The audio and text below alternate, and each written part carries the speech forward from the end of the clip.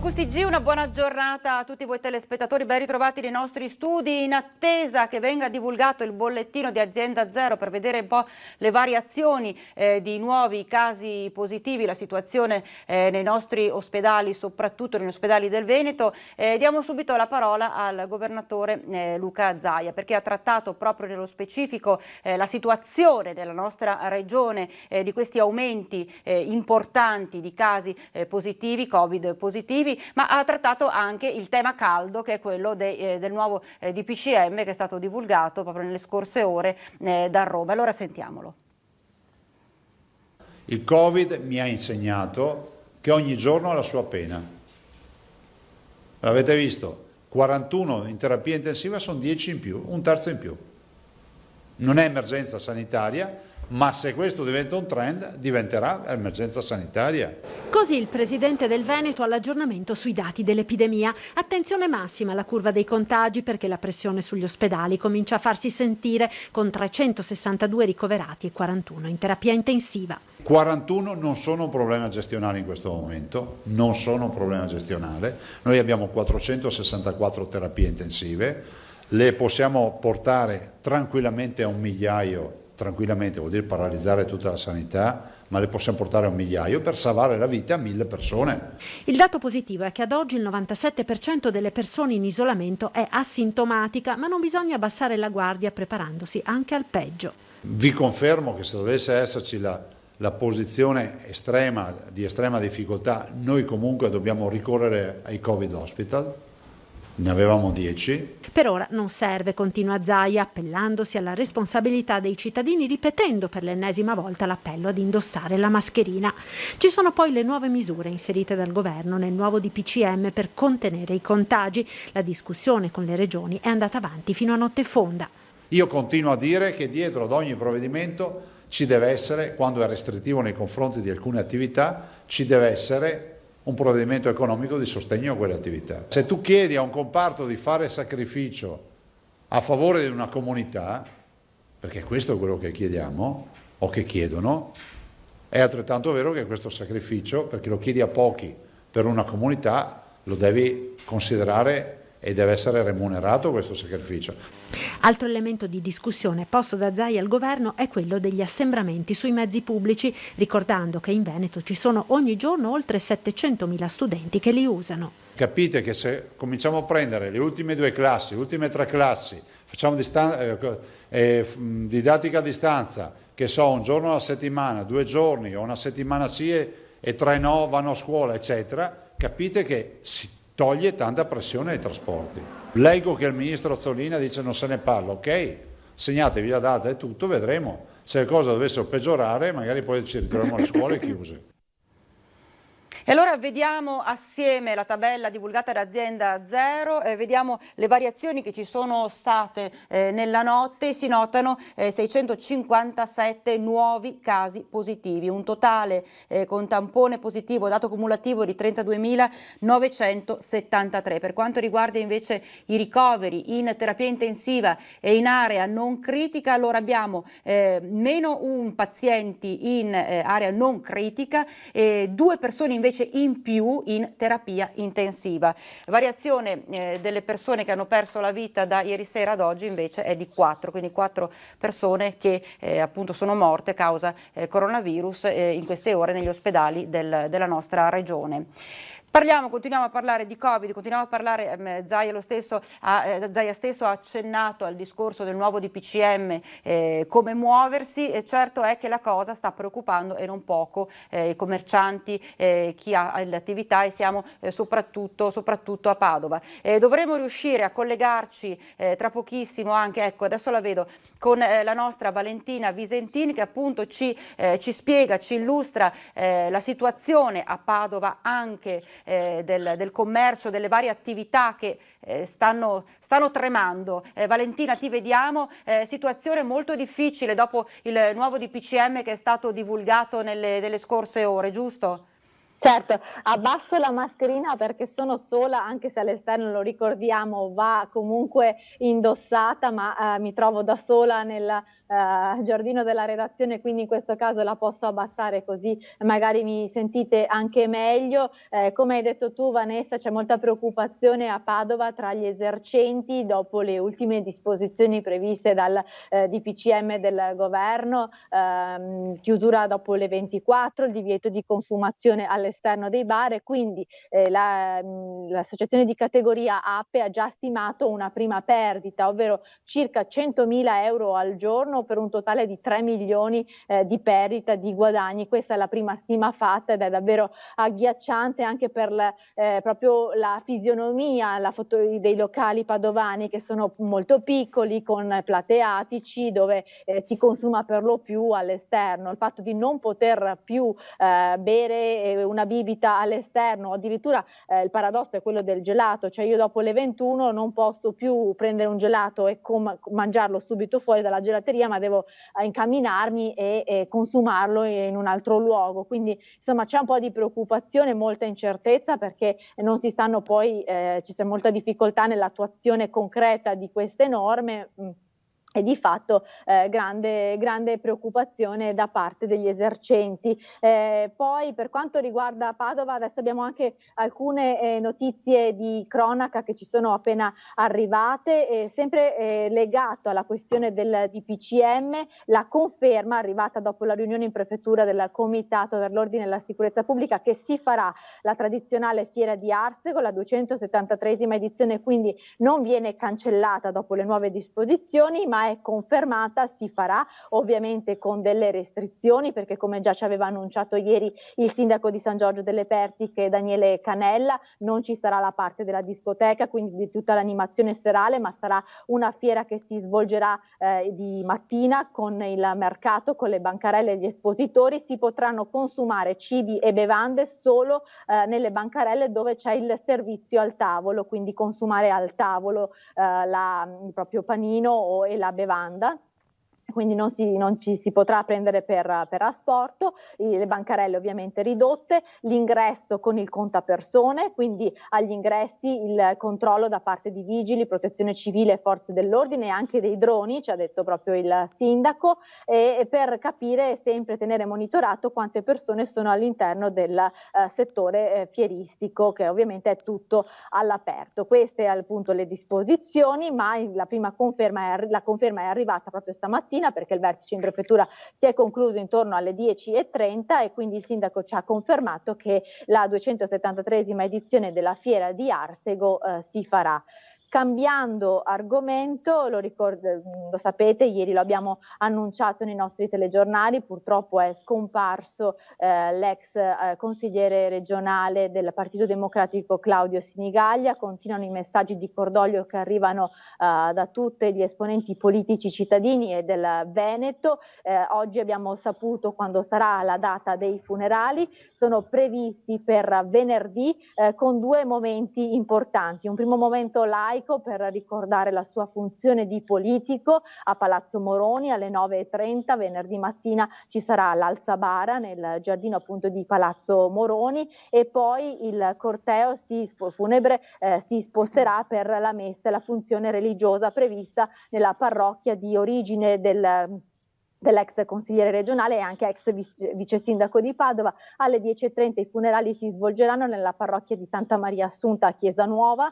Ovviamente bisogna stare attenti per le disposizioni Covid, posti contingentati e ridotti in chiesa, ma il parroco ha già disposto il posizionamento delle sedie anche all'esterno del sagrato e di due grandi maxi schermi per poter vedere la cerimonia. Per richiesta proprio e volontà della famiglia Sinigaglia, non fiori ma offerte alla parrocchia di Santa Maria Assunta, che è a cui la famiglia è molto legata. Ricordiamo che Claudio Sinigaglia ha iniziato proprio la sua azione, il suo impegno civile e politico con l'Azione Cattolica e con il volontariato all'interno della parrocchia di Santa Maria Assunta. Claudio Sinigaglia è stato ricordato questa mattina anche con un minuto di silenzio all'apertura della mostra sui 100 anni dell'Ater di Padova.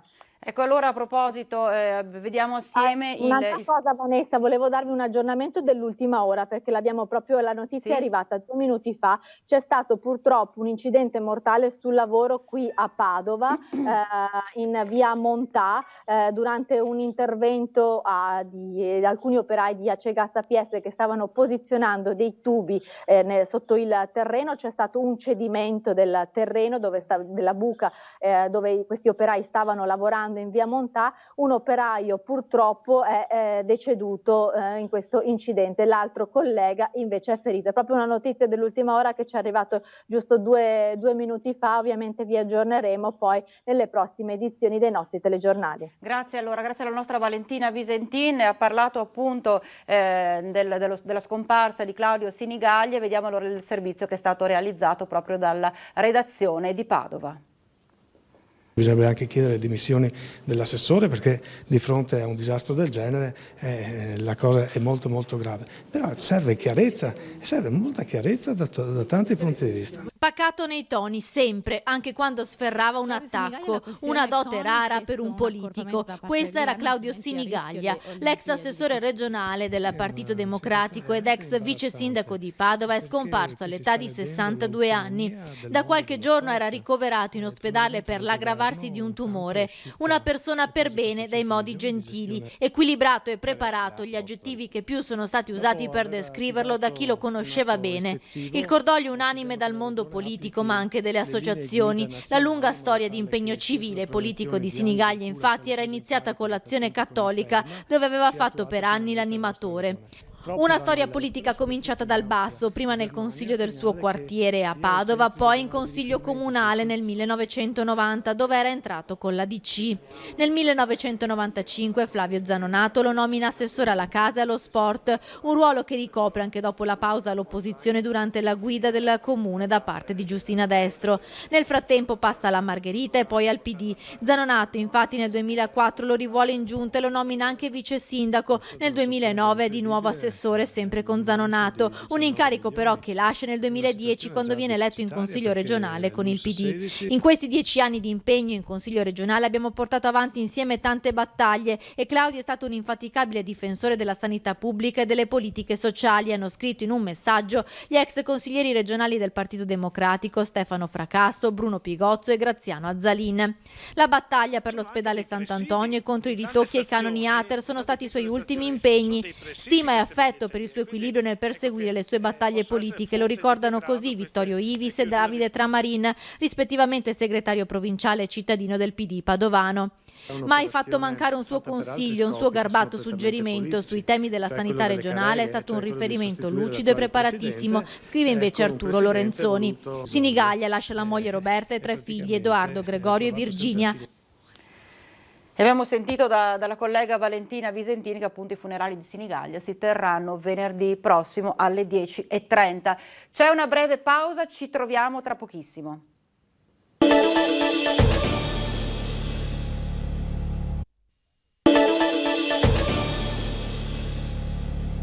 E rieccoci in diretta.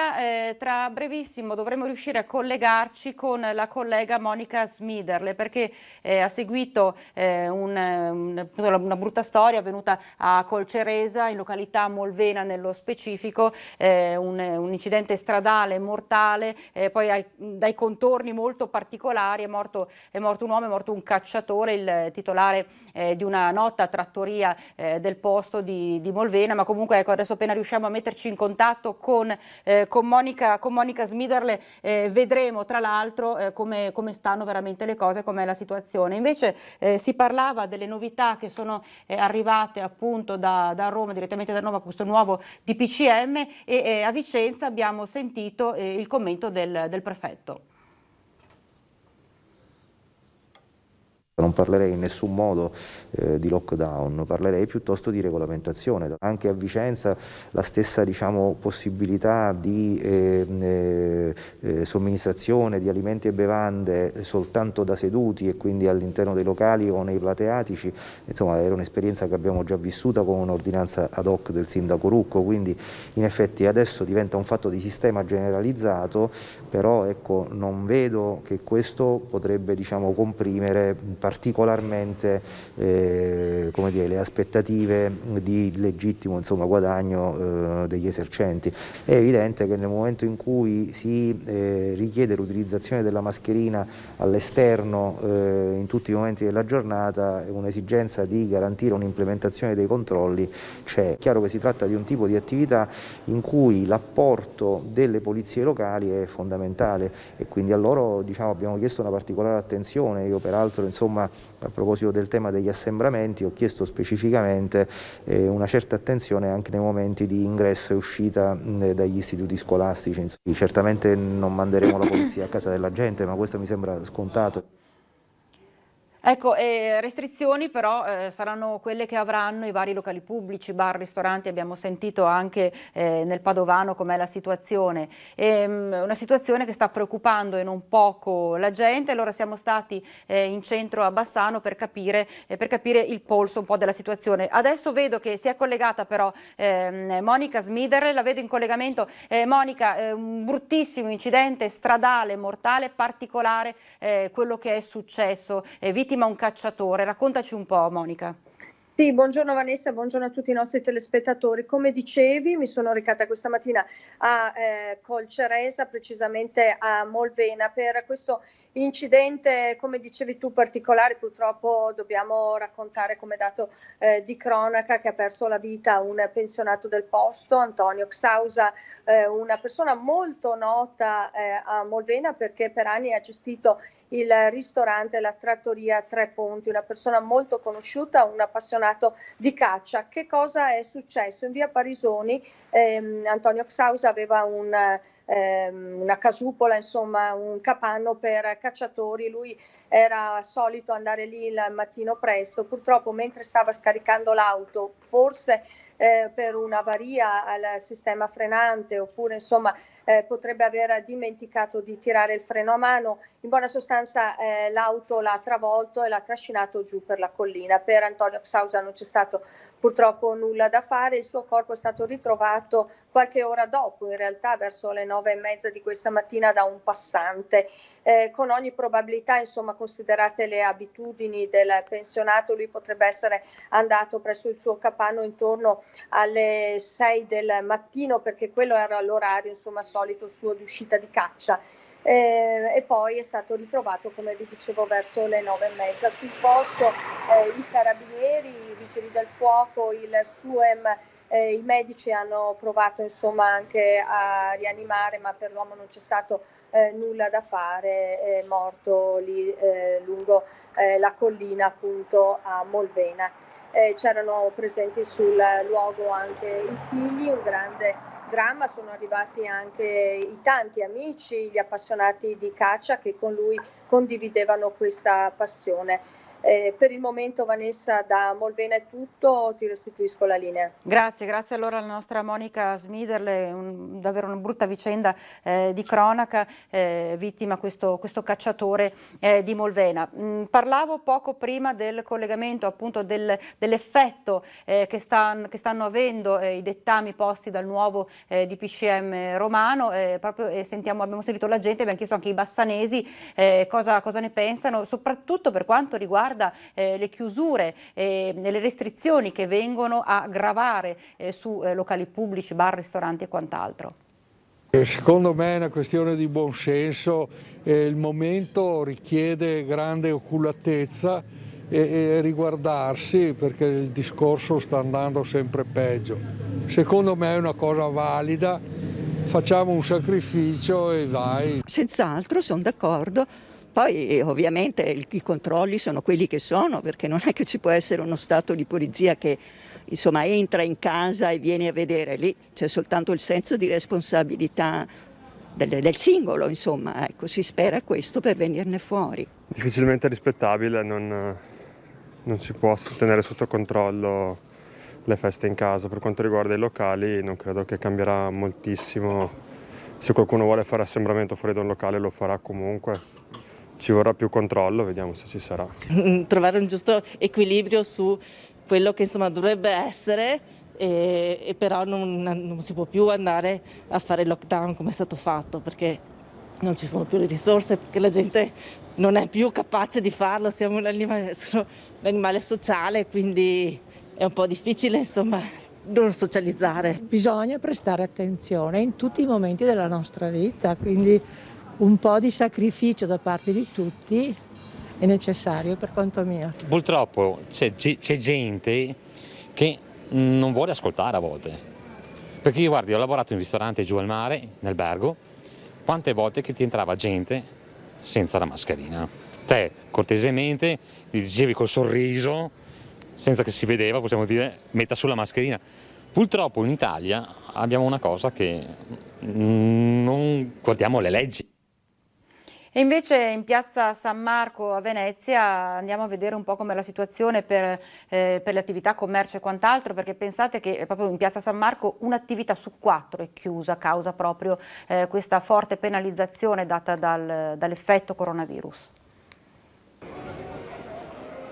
Per quelli che erano i suoi canoni pre-Covid, piazza San Marco è straordinariamente vuota e l'assenza di turisti si fa sentire soprattutto nel commercio. Quante attività hanno chiuso? Al momento sono 13 attività, circa il 25% del totale delle aziende che sono aperte qui in piazza. Più del 60% del turismo che conta nel bilancio delle attività di piazza San Marco è extraeuropeo ed è quasi totalmente scomparso.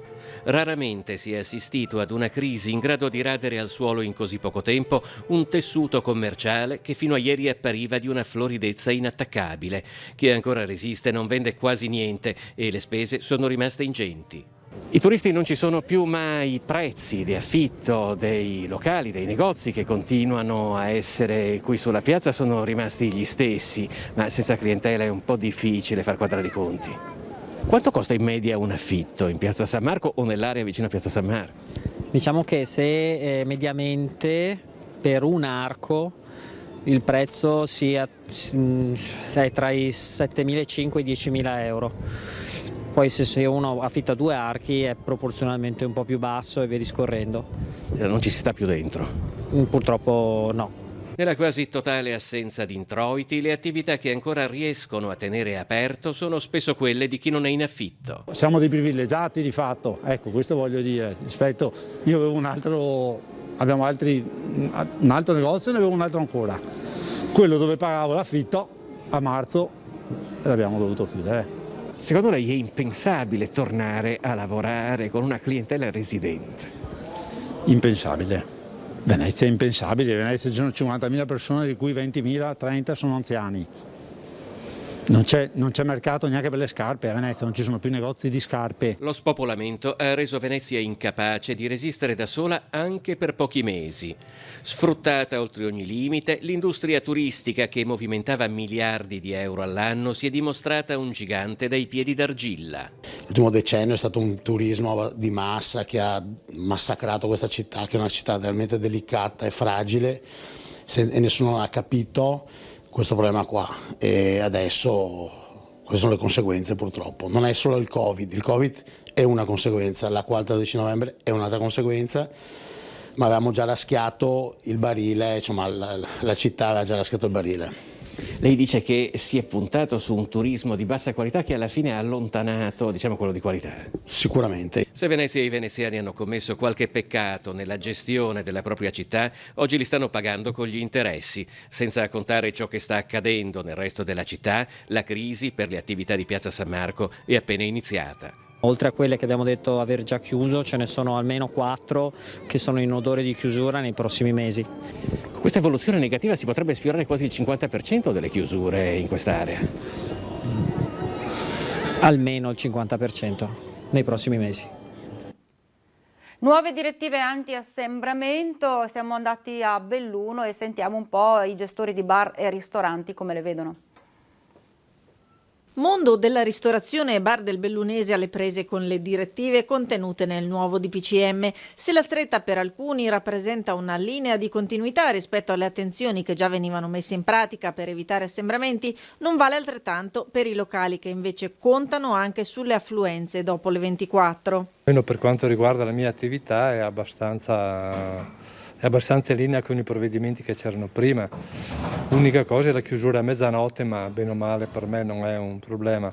Credo che invece sia un grosso problema per chi ha bar. Sembra che le cose sono cambiate di poco per noi, tanto chiudevamo sempre a mezzanotte. Poi per la ristorazione sono seduti, procederemo come facevamo prima. C'è anche chi, stanco della stretta a cui locali e Movida sono soggetti da mesi, coglie l'occasione per esprimere tutto il suo dissenso e considera il nuovo DPCM una mossa penalizzante per la categoria, che non basterà a risolvere i problemi relativi all'emergenza sanitaria. Vediamo di cercare di adeguarci il più possibile. Questi DPCM secondo me non aiutano né a levare il fatto del contagio fra noi persone, né aiutano noi imprenditori a andare avanti. Dopo 3 mesi e tanto stress e tanta economia persa, adesso ci chiedono questi nuovi DPCM. Secondo me dovrebbero fare un tavolo di professionisti della ristorazione, del bar, degli alberghi e farsi dire da noi, da questo tavolo tecnico di professionisti, cosa fare per far sì che il contagio nei nostri ristoranti, nei nostri bar non venga più messo in evidenza fra le persone. E tra poco dovremmo riuscire a collegarci via Skype con il nostro Guido Barbato, che si trova nel Vicentino a Montecchio Maggiore, dove si sono verificati dei furti un po' particolari in cimitero. Parlando proprio di sicurezza, però prima vorrei lanciare l'intervista che è stata fatta al questore di Vicenza, che ha parlato proprio di sicurezza assieme agli amministratori locali. Visto la grande disponibilità del sindaco, anche dell'assessore alla sicurezza, quando sono venuto la prima volta, ora sono venuto per la seconda volta, sia per parlare della situazione dell'ordine e della sicurezza pubblica a Bassano, sia per dare uno sguardo anche al commissariato e vedere se ci sono anche dei margini di miglioramento per dare un migliore servizio al cittadino, e poi anche per parlare col sindaco della situazione annosa del nuovo commissariato. Vedremo se riusciamo a porre le basi per arrivare ad una soluzione del problema. Bassano è una bella realtà, è una realtà che, come voglio dire, sotto certi aspetti non mi dà grosse preoccupazioni, almeno proprio Bassano città, quindi il territorio proprio della città. Peraltro è una città anche abbastanza grande, siete 44.000 abitanti, quindi in un modo o nell'altro è abbastanza consistente. Nella realtà io sono rimasto grandemente stupito della grande disponibilità delle persone, quindi, ma non solo un approccio positivo alle istituzioni, ma anche un approccio collaborativo, quindi la gente vuole vedere la polizia sul territorio, vuole vedere le forze dell'ordine sul territorio e vuole da loro, come voglio dire, risposte continue. C'è una brevissima pausa e poi tanta cronaca ancora.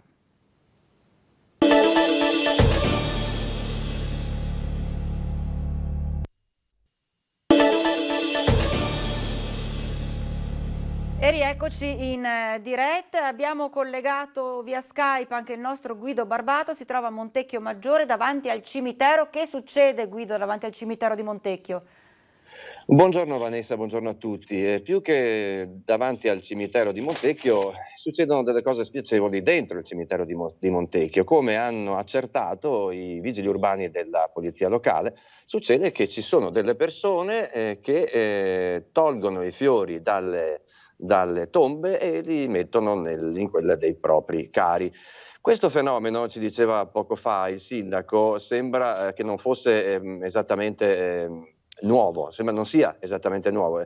Già in passato vennero esposti qui al cimitero di Montecchio Maggiore dei cartelli per invitare queste persone a lasciar perdere, a non fare una cosa così odiosa e antipatica come sottrarre appunto i fiori dalle tombe di altre persone per poi portarli a quelle dei loro defunti. Eppure a quanto pare è un vizietto che hanno alcune donne, a quanto sembra dalle immagini registrate dalle telecamere di sorveglianza della polizia locale e comunali. Sembra che le protagoniste di questo odioso fatto siano alcune signore anziane. Che cosa rischiano? Non rischiano purtroppo nulla se i derubati, i parenti insomma, dei defunti non sporgono una formale denuncia. Certo, è anche vero che una volta che sono state identificate fanno una gran brutta figura nei confronti di tutta la comunità di Montecchio Maggiore. Questo è quanto appunto ci hanno riferito sia appunto gli esperti, cioè sia il sindaco sia i vigili urbani, che stanno pattugliando costantemente, quotidianamente, con orari diciamo senza preavviso a campione il cimitero per vedere di scorgere queste persone con fiori in mano che smistano stranamente fiori da una tomba all'altra, oppure che escono dal cimitero con magari fiori freschi in mano. E questo sarebbe effettivamente indicativo di qualcosa di illecito in corso o comunque da accertare.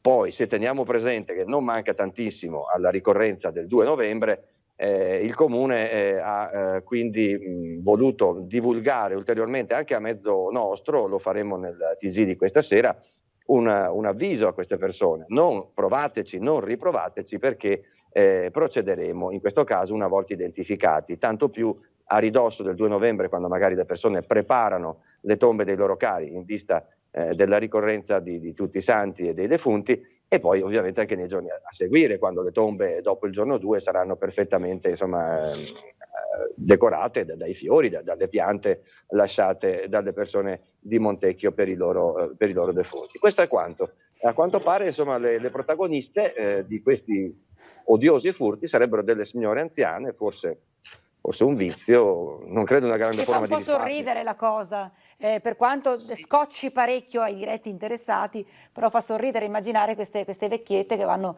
a prelevare i fiori dalle tombe degli altri. Sì, tanto più che il valore venale del furto è molto limitato. È irrisorio, certo.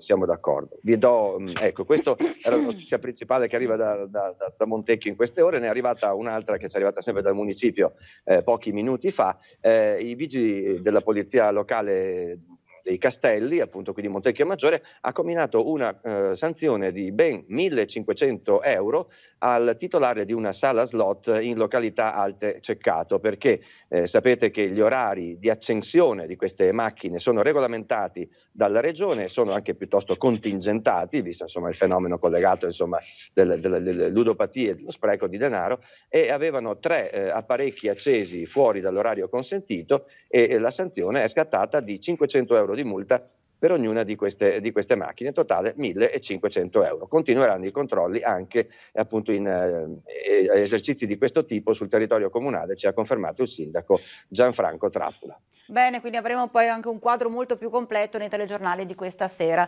della redazione di Vicenza, quindi grazie al nostro Guido Barbato da Montecchio Maggiore.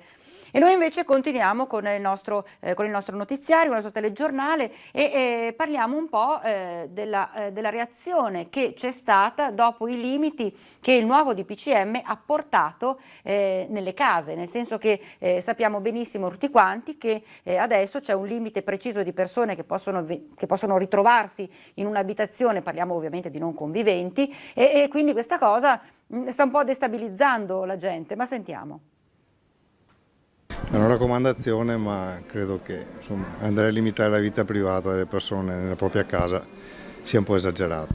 Il numero è abbastanza relativo, perché da 6 fino a 6 non ci contagiamo, oltre i 6 ci contagiamo, non ha senso il numero che hanno messo di persone presenti in una casa. La metratura sì, ma poi il termoscanner all'entrata di casa no.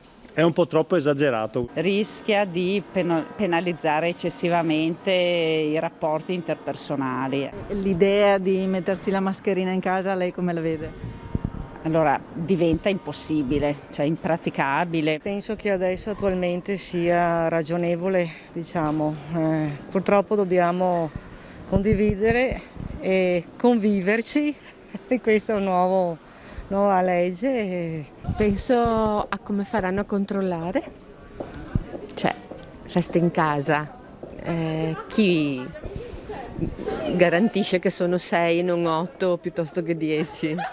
Cioè, mi fa un po' ridere sta cosa. Io penso che o si fa tutto o non si fa niente, cioè non ha senso mettere un numero massimo di persone, 6, 10, 15, a questo punto non si fa niente, basta. Ma se lei invitasse a cena delle persone, se la metterebbero la mascherina, lei e le persone che invita? Non credo che nessuno all'interno del muro domestico vada a mettersi la mascherina. Diventa impossibile, cioè impraticabile. Secondo me no, perché la gente è stufa. E parlando di crisi invece che sta toccando tante attività ma anche tante famiglie, tante persone, tanta gente, andiamo a Vicenza perché c'è l'associazione Idea Vicenza che sta avanzando una proposta per portare aiuti concreti in questo periodo difficile proprio alle famiglie e alle associazioni. Una crisi chiamata Covid, crisi economica, sociale. Per questo oggi in un summit in prefettura è stato lanciato il tema degli aiuti alle famiglie, una partita che vede Palazzo Trissino già attivo. Idea Vicenza, l'associazione del sindaco Francesco Rucco, per quanto riguarda il fondo di solidarietà legato all'emergenza sanitaria, ha elaborato un'iniziativa che va oltre il puro assistenzialismo e che punta a creare un sostegno concreto per le famiglie, potenziando un'offerta mirata alle attività extrascolastiche particolarmente importanti per i più giovani e favorendo quelle associazioni sportive e culturali che operano nel pomeriggio nel rispetto delle norme anti-Covid. Noi vogliamo da un lato aiutare quelle famiglie che per la crisi economica hanno difficoltà semplicemente a mandare anche i propri figli al dopo scuola piuttosto che a svolgere attività sportive o culturali e quindi dal punto di vista economico non riescono a sopportarle. Come farlo? Attraverso un contributo degli abbonamenti che vengono dati con un valore economico naturalmente sostegno economico del comune affinché i genitori possano mandare presso le associazioni a svolgere questa attività, quindi aiutando anche quelle associazioni che normalmente vivevano sulla base di queste attività e che oggi hanno una carenza di utenza, di persone che vi si rivolgono proprio per la difficoltà economica che c'è. Insomma, se da una parte si sostengono gli accessi alle attività per tutti i più giovani, si potenzia anche l'offerta delle associazioni più propositive, supportando tra l'altro i genitori che per questioni lavorative non possono gestire i loro figli nelle ore pomeridiane. La proposta è lanciata, il Covid oggi è sicuramente una difficoltà, ma dalle difficoltà nascono le opportunità. E restiamo nel Vicentino, andiamo però a Bassano del Grappa e torniamo a parlare del tanto discusso progetto della centralina idroelettrica proprio a due passi dal Ponte Vecchio e proprio sul fiume Brenta. È intervenuta, un duro intervento è stato fatto dalla soprintendenza che sta chiedendo accertamenti ulteriori proprio al comune. Dai e dai, a forza di domande alla fine qualcuno si è interessato delle operazioni nell'area di via Pusterla dove un privato vorrebbe costruire una centralina idroelettrica. Ci sono voluti i servizi di Rete Veneta e la pressione costante dell'opinione pubblica bassanese a cui si sono aggiunte le prese di posizione di storici e studiosi per smuovere le acque stagnanti attorno a quanto sta accadendo fra la Roggia e la spiaggetta di via Pusterla. Ma alla fine la lente di ingrandimento della sovrintendenza si è posata su quel fazzoletto di Bassano a due passi dal Ponte Vecchio. Ecco quindi cosa ha scritto il 12 ottobre il sovrintendente Vincenzo Tinè al Comune e ai Carabinieri tutela patrimonio ambientale. Si apprende da un servizio televisivo, leggiamo nella comunicazione ufficiale, che cita uno dei molti servizi che Rete Veneta ha mandato in onda da quando sono iniziate le operazioni, che sono in corso alcuni lavori della centrale idroelettrica in località Pusterla. Si chiede a codesta amministrazione di riferire in merito a quanto riportato. La sovrintendenza, giusto per ricordare come stanno le cose, rifila anche una dolorosa bacchettata sulle dita del sindaco Elena Pavan, ricordando l'obbligo per il comune di segnalare qualsiasi variazione nell'area di cantiere. E l'amministrazione riferisce finalmente, tanto che nel carteggio finiscono i verbali di accertamento fatti pervenire ai Carabinieri e alla Regione per conoscenza, con foto e descrizioni degli interventi in corso fra la Roggia e la spiaggetta che dà direttamente sul Brenta.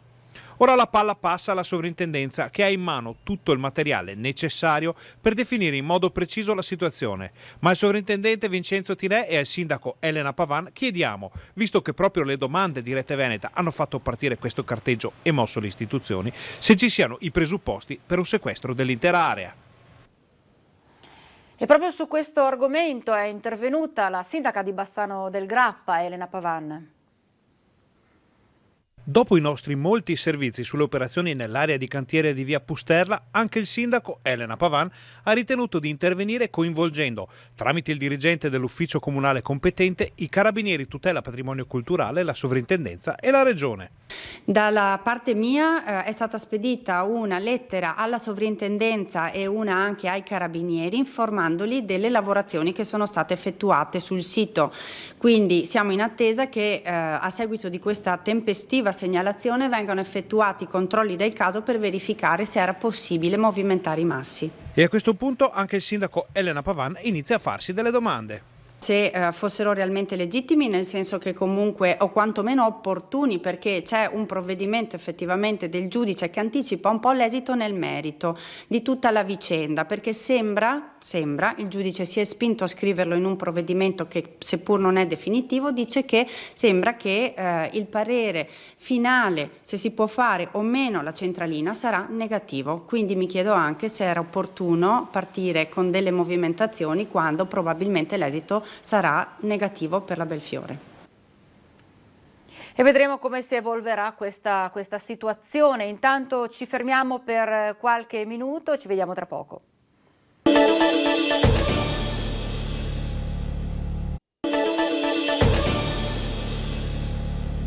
Ben ritrovati, siamo ancora in diretta, vedo collegato via Skype il nostro Alex Giuliano perché c'è da mettere sul piatto tutta la questione dello sport, questione calda che riguarda lo sport, in particolare il calcio.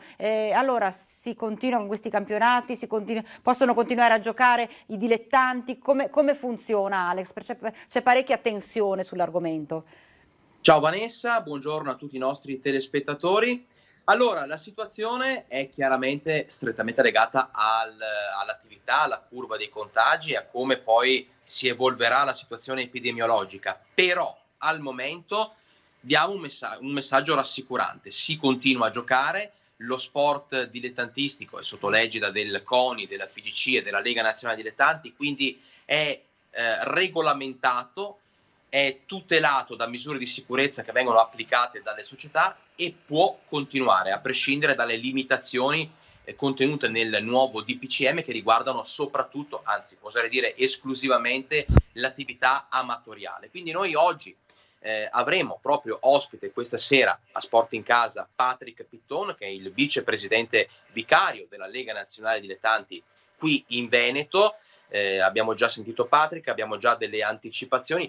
Lui ha garantito e confermato che si proseguirà a giocare, che si continuerà con il regolare andamento dei campionati nel rispetto delle misure di sicurezza.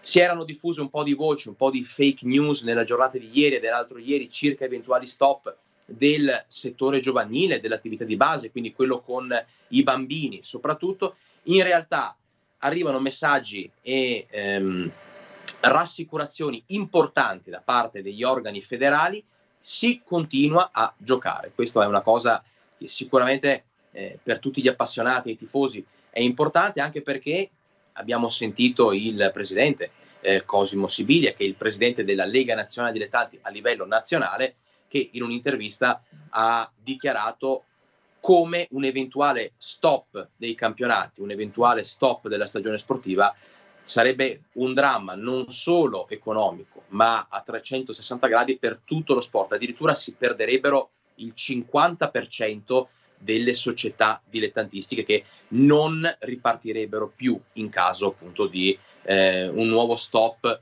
prolungato.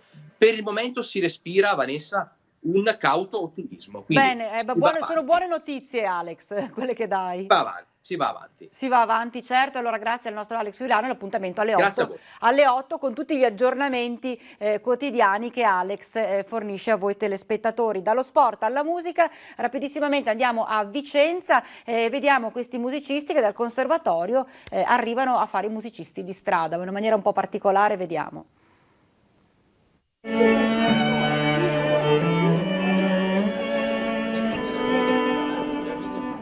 Mi chiamo Irina Barca e suono la viola. Io sono Kasia Kielska e suono violino, sono polacca. Loro sono un quartetto di musicisti studenti di conservatorio in Italia col progetto Erasmus per studiare musica. Il sogno in tasca di suonare in un'orchestra, in eventi musicali, sogno che al momento si infrange contro il coronavirus. Adesso per noi musicisti è un po' complessa la situazione perché i teatri sono limitati, i concerti non ce ne sono, quindi in qualche modo dobbiamo vivere e mangiare, non avendo concerti che di solito quello ci aiuta anche mentre studiamo, facciamo qualche concerto con qualche orchestra eccetera, adesso è tutto fermo, quindi usciamo a suonare in giro. Ma la musica si sa, non si può fermare, si fa di necessità virtù diventando musicista di strada. Li troviamo al limitare di Piazza dei Signori a Vicenza, quasi una sorta di palcoscenico. Il pubblico è il mercato, il via vai di gente che si ferma qualche minuto, rapita dalla loro bravura e, speriamo, alleviata per un po' delle incombenze quotidiane. Lascia qualche spicciolo, quale riconoscenza del bel momento vissuto.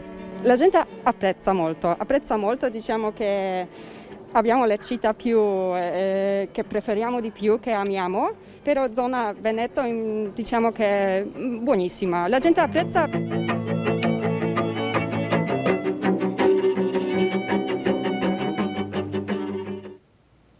E con la musica si chiude il nostro telegiornale, grazie per averci seguito, un buon pomeriggio a tutti voi.